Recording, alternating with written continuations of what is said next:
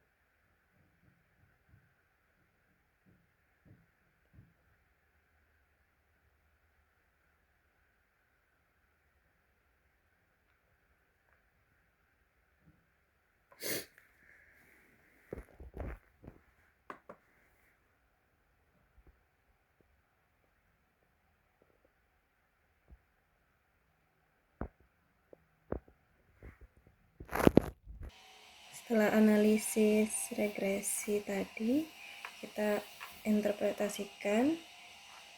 Tadi yang pertama analisis regresi linier, didapatkan nilai R² ini 242 menunjukkan bahwa 24,2% variabel Y bisa dijelaskan oleh dapat dijelaskan oleh variabel X1 dan X2, sedangkan 75% sisanya dijelaskan oleh variabel lain di luar model. Kemudian Durbin-Watsonnya diperoleh sebesar 1343. Ini bisa diterima dan tidak terjadi masalah autokorelasi. Pada bagian ini menjawab terkait koefisien determinasi dan juga uji autokorelasi. Kemudian kita lanjut di bagian tabel ANOVA. Ini ada uji F, uji simultan. Kita lihat di nilai F-nya ini. Nilai F-nya 7,494 dan signifikannya di bawah atau kurang dari 0,05. Jadi bisa disimpulkan bahwa variabel X1 dan X2 secara bisa berpengaruh signifikan terhadap variabel Y. Terus kita lihat di bagian koefisien, ini uji T atau uji parsial. Di bagian koefisien sini nilai signifikannya untuk X1, variabel X1 ini kurang dari 0,5. Artinya signifikan atau berpengaruh positif dan signifikan terhadap variabel Y. Sedangkan yang X2 ini nilainya di atas 0,05, artinya variabel X2 tidak berpengaruh signifikan terhadap Y karena nilainya lebih dari 0,05. Kemudian kita lihat di toleransi ini didapatkan keduanya X1 dan X2 ini 0,9999 dan nilai statistik VEF-nya X1 dan X2 ini 1,001. Nah, nilai toleransi itu harus lebih dari 0,10 dan nilai VIF itu harus kurang dari 10. Jadi bisa disimpulkan dari keduanya ini bahwasannya tidak terjadi multikolinearitas antar variabel independen. Selanjutnya kita lihat di tes of normality di analisis regresi. Ini test of normality. Kita lihat di Kolmogorov-nya. Ini signifikannya 0,200 dan kalau yang Sapiro-Wheat-nya ini 0,517. Nah, nilai signifikansi Kolmogorov itu harus lebih dari 0,05. Kolmogorov dan ini Sapiro harus lebih dari 0,5. Sedangkan ini 0,200 dan juga 0,517. Ini lebih dari 0,05. Artinya residual berdistribusi normal. Jadi asumsi normalitas terpenuhi. Kemudian ini ada histogramnya dan juga ini normal gigi plot.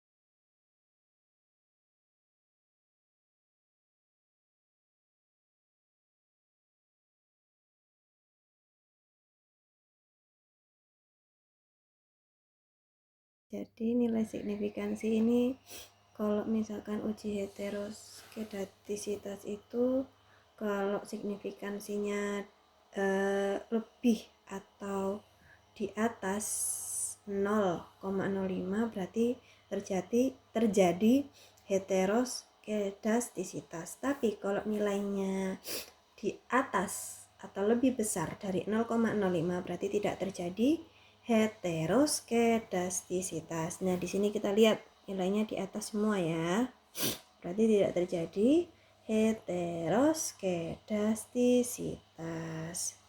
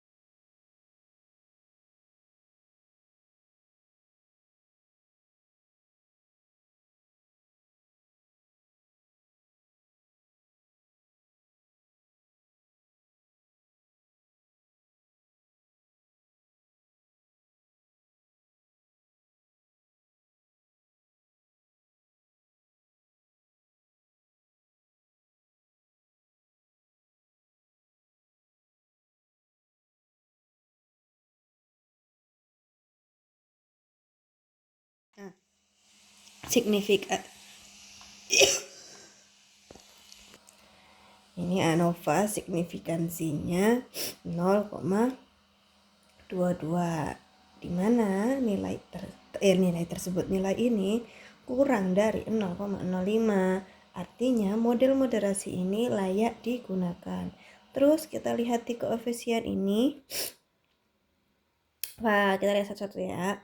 CX1 signifikansinya kurang dari 0,01, artinya ini berpengaruh. Kemudian X2 hingga akhir itu sudah di atas 0,01 ya. Coba kita lihat kalau X2 ini 0,912, artinya ini tidak berpengaruh. Kemudian ini yang CZ 0,474, ini artinya ini tidak signifikan. Terus ini X1Z, ini yang moderasinya. Kedua ini artinya kedua variabel ini tidak memoderasi. Hasil uji interaksinya ini menunjukkan kalau variabel X1 Z dan X2Z itu nilai signifikansinya di atas 0,05. Jadi ini kan 0,94122-nya. Jadi nggak bisa disimpulkan tidak bisa disimpulkan bahwa variabel Z tidak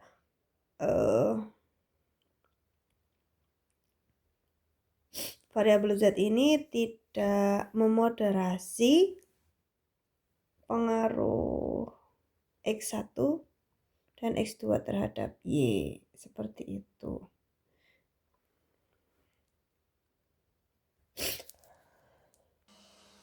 Baik, saya izin rangkum dari awal, dari yang uji regresi awal. Kita lihat logbook awal dulu di mana yang tadi.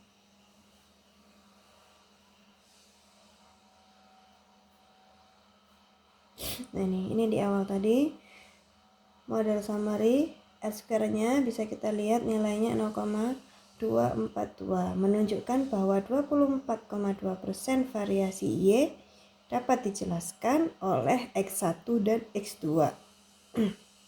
Sedangkan sisanya dijelaskan oleh variabel lain di luar model.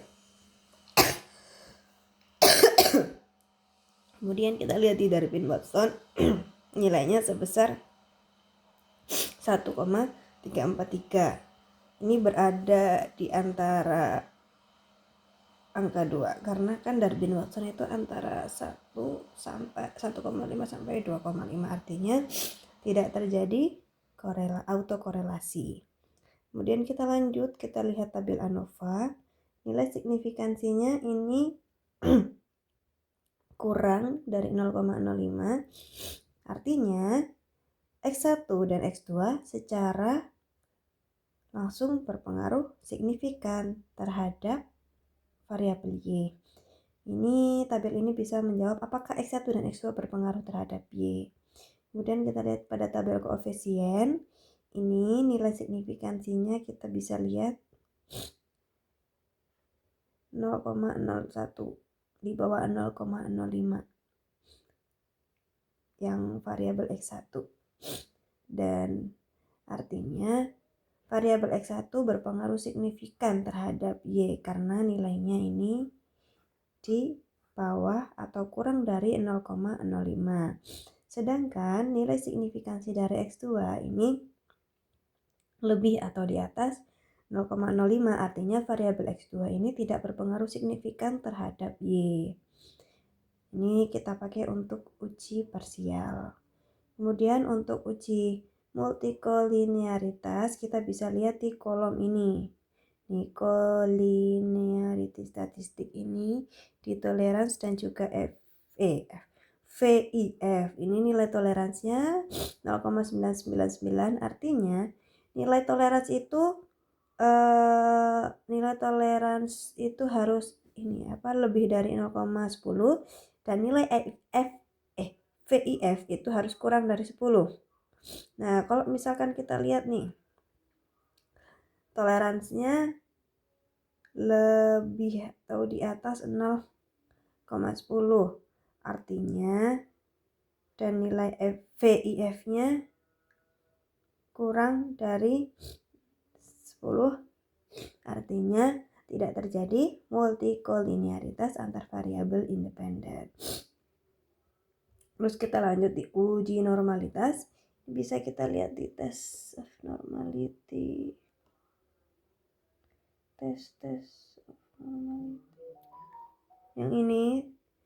Nah, nih kita lihat nilai signifikansinya. Untuk yang Kolmogorov nilai signifikansinya 0,200 dan Shapiro-Wilk 0,517. Ini bisa kita pakai salah satu saja. Kita pakai Kolmogorov. Ini nilainya 0,200, artinya nilai ini di atas 0,05. Jadi bisa kita simpulkan kalau residual berdistribusi normal. Ini uji asumsi normalitas. Kemudian kita lanjut ke uji heteroskedastisitas. Ini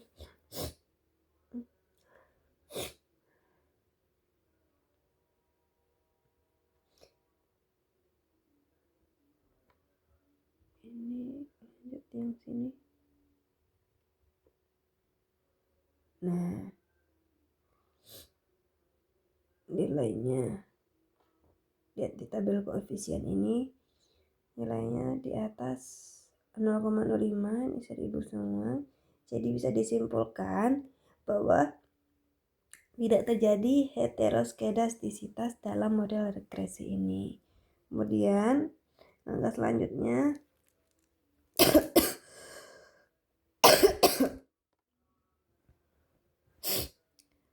apakah X1 dan X2 berpengaruh terhadap Y? Dari kita sudah lakukan analisisnya, mulai dari cari min, kemudian kita compute. Jadi berdasarkan hasil regresi moderasi tadi, variabel Z itu tidak memoderasi. Ini ada pertanyaannya. Apakah Z memoderasi pengaruh X1 dan X2 terhadap Y? Ini dari hasil analisis atau olah data kita tadi bisa disimpulkan bahwasannya variabel Z tidak memoderasi pengaruh X1 dan X2 terhadap Y karena nilai interaksinya tadi lebih besar dari 0,05. Ada di sini.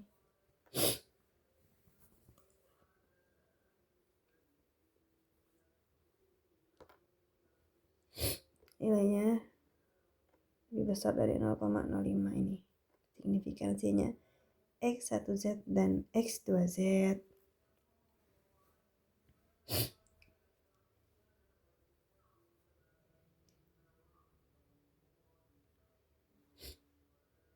Dari